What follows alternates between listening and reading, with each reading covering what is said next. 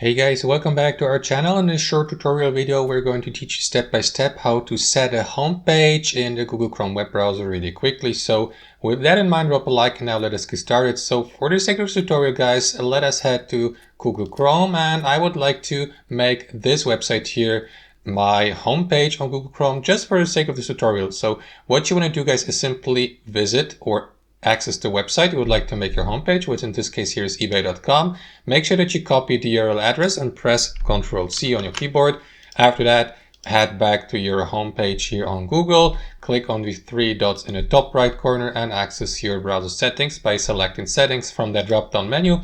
And inside your browser settings, take a look at that panel here to the left and head over to the On Startup section here. In the On Startup section to the right, you will be given access to these three features or options. Open the new tab page, continue where you left off, and also open a specific page or set of pages. So for this method, you will need to switch to open a specific page or set of pages. And here to the right, simply delete your current page, which in my case would be google.com or google.pl, by clicking on these three dots here and by clicking on remove.